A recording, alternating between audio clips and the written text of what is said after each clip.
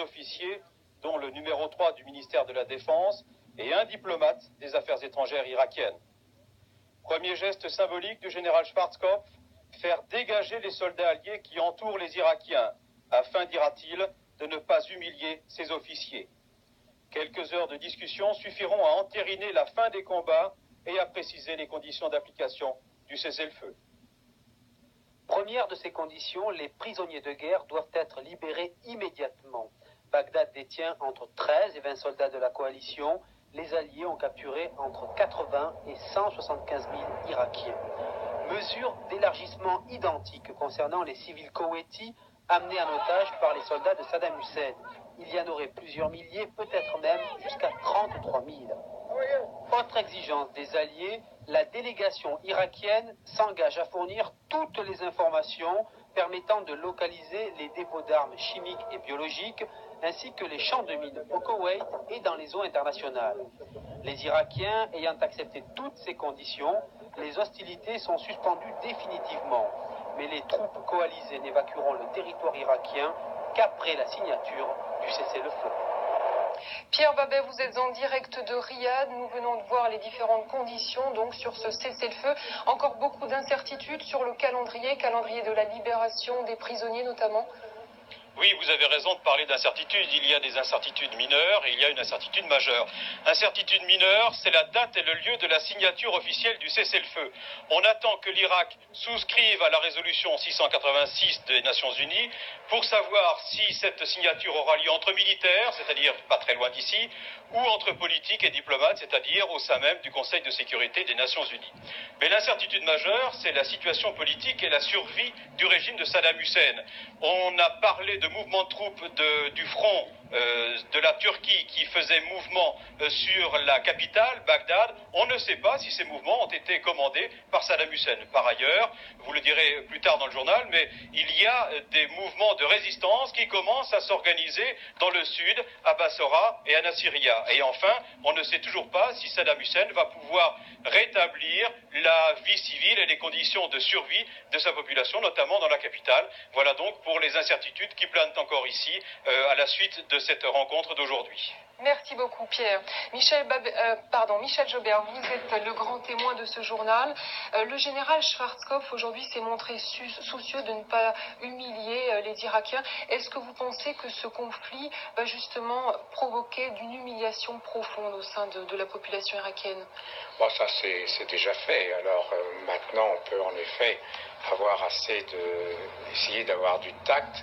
Je vais vous dire ce qu'il y a derrière tout cela, à mon avis, c'est que ces résolutions des Nations Unies, qui sont derrière le projet d'armistice, aucun autre régime irakien ne peut les accepter que le régime de Saddam Hussein. Et par conséquent, il y a une sorte de connivence qui n'est pas voulue entre Saddam Hussein et les Américains aujourd'hui pour qu'il y ait un régime irakien qui puisse accepter ces conditions-là. Quelles sont ces conditions inacceptables? Écoutez, elles sont la reconstruction par l'Irak du Koweït est une des irréalités de ce genre de disposition. Aucun État irakien n'acceptera ceci, car il ne pourra pas le faire. Donc, quand on fait des traités, en général, on essaie de mettre des clauses qui sont réalisables. Et il n'y a que Saddam Hussein qui puisse accepter l'irréalisable.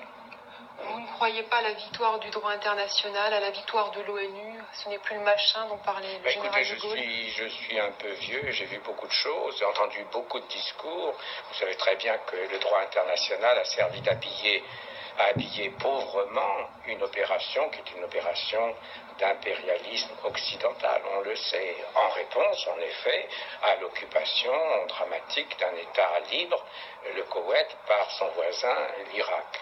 Alors, cessons de nous raconter des petites histoires, car dans un instant, je le suppose, nous parlerons peut-être des républiques baltes et de leur liberté et du droit international.